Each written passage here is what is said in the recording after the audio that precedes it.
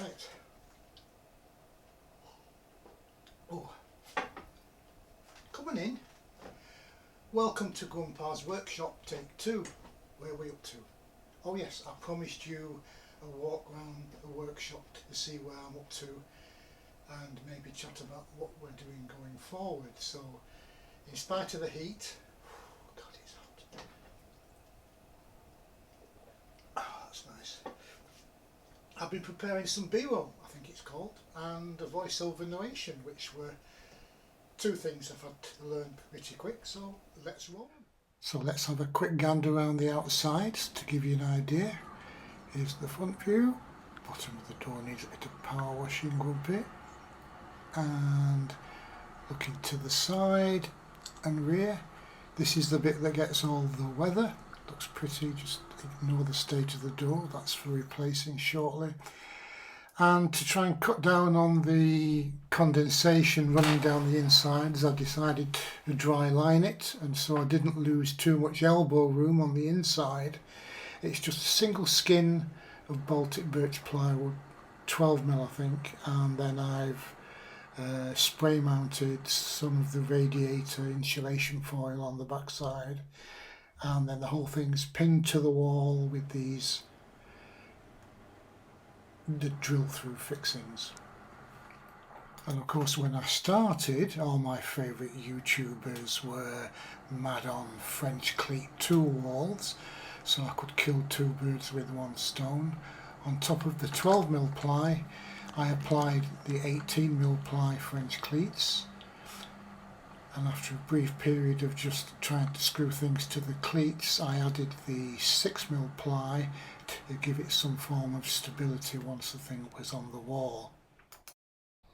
And after lining out the walls, I built out a bench along the end wall, just using 2x4s and MDF for the shelving. To make things pretty, I just found some end-of-line tongue and grooved oak flooring for a face frame, and on the top of the bench the cheap bench tools, and underneath some storage boxes for the other tools and my dust extraction in that left hand corner. And of course every dad is the family tool librarian, so I've collected a set of second-hand Bosch stacker boxes to keep track of what's in and what's out and what I need to chase up.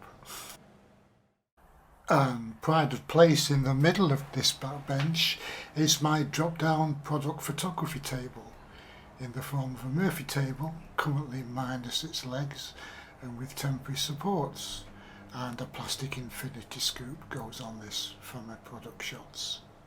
Not bad. Of course, health and safety is paramount in a Grumpy workshop, so fire extinguisher, first aid kit, eye wash station, and emergency provision for grumpy old men right next to the door as you go in.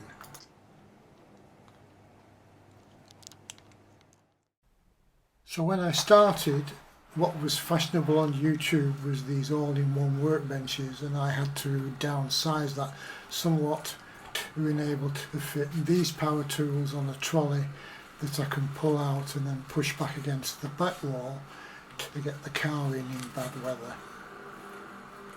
It's worked out so far. Now if we turn around to the other half of the garage, we come to the end that I normally keep clear, and that's to house the car in bad weather, and it also doubles as a small family portrait studio. There's the waste bin which needs emptying, and pride of place is the dehumidifier that keeps the dreaded green mould at bay during the cold months.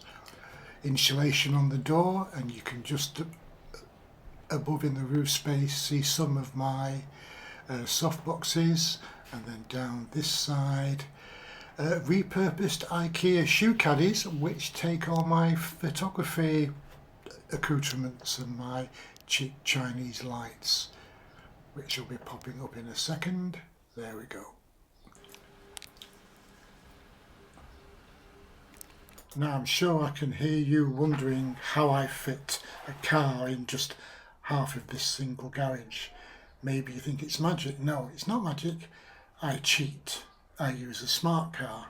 The real magic is getting the lumber home from the builder's merchant in the back of a Smart for 2, and maybe we'll see some of that later. Well, thanks for staying this long. That's brilliant. So there we are, going forward. Right, so as you can see, the garage is half lined out and it's pretty flexible on where I'm going to put things, seeing as I still haven't decided a final layout. In terms of setting the garage space up, I still want to keep the small product photography table and the end clear to set up for occasional family portraits. I'm still storing a lot of my timber on the 2 racks above the garage door and in the loft space. I've still got to finish the garage floor, so that's a question. I've still got to dry line the other half of the garage, so I might go OSB, I might paint it, I might do ply again. I've certainly got to insulate the roof, and I'll be using the stiff polystyrene with the infoil on both sides as panels, because I quite like keeping the roof space for storage. Obviously the footprint is very restricted, so it's nice to keep stuff out of the way instead of clogging all the surfaces as it does. In terms of equipment, the benchtop power tools, the good old Evolution saw, has served me well for a couple of years, and I've banged a lot of stuff through it that I perhaps shouldn't put through an entry-level job site saw. I mean, initially it was brilliant, it was the best bang for the buck. It had a full-length fence that locked at the end, it even had a sliding table. But because of the abuse I've given it, it's difficult to keep this fence fixed for repetitive cuts. It's a faff adjusting the angle instead of having a wheel for both height and angle. So I'm not getting rid of that yet, but it's on the cards for maybe the next level of upgrade. The table router I chose, I won't mention the name of the brand, unlike the Evolution. That too was the best bang for the buck at the time in terms of size of table, the prospects for fitting in onto a Franken bench at the same height as the other stuff, and the fact it had a crank wheel on the front to adjust the height of the router bit instead of having to fiddle under constantly trying to measure an exact depth for the router. Unfortunately, cack-hand as Grumpy is, Grumpy managed to cross-thread the nut that holds the collet on, so the poor thing can't hold a bit in to save its life anymore, and it's pretty disconcerting to have a router table spit routers through any piece of work you're putting through and up in the air in front of your nose. So that's going. I do want another router table. I would like one to fit into an all-in-one bench to carry on having the flexibility in the garage space, but I'm still shopping for that. In the meantime, I've had to buy myself another, not entry level, but one step above an entry level handheld router, and I'll perhaps do a video of that shortly.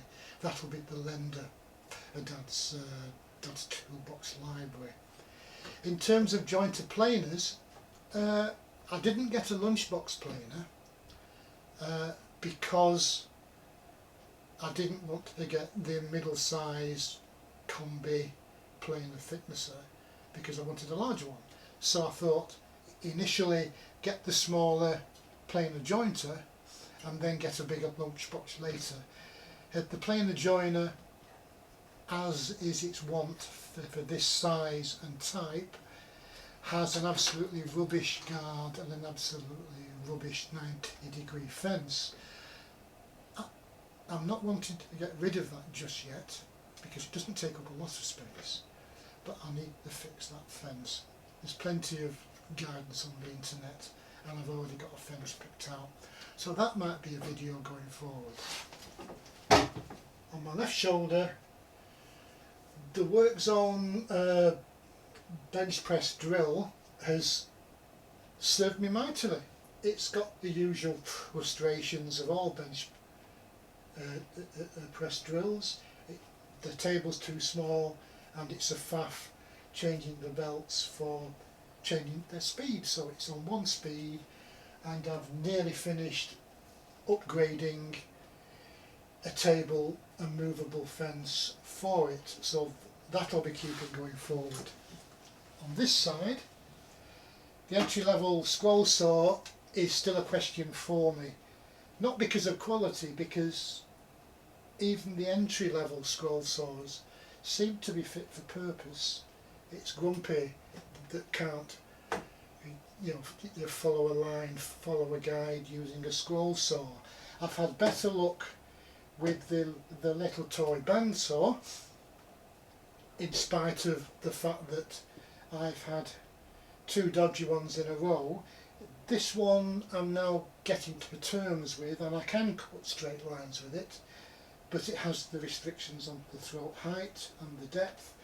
It's missing a decent mitre gauge slot and a decent fence, but for now I'll be keeping that one. So that's the plan forward. Going forward, as I say, I've got to finish sorting out the dry lining and the insulating the workshop. I've got to decide which big pieces I'm going to have going forward. I do have something in the line to show you, but it's still under wraps under that dust you might have seen earlier. Nana Indoors has been getting on to me about my seemingly inability to come to terms with really powerful power tools with lots of moving carbide, so I might be having a go back on the hand tools. Tool porn may be coming up, because as I said, I am in the market for the last this tool, that tool I'll ever buy, so I'm going up in terms of quality. I'm not convinced I can actually up the level of performance, but I'm tired of trying to, what we call bootstrap yourself, pull yourself up by your bootstraps. So, thanks for coming. I hope you will like, subscribe, ring the bell. Keep coming back. I hope to entertain. I won't be showing you how to do stuff. I'll be showing you what I've learnt, hopefully, and make a reasonable fist of stuff as we go forward. Thanks for coming. Let's crack on. Need another cup of tea, I think, in this heat.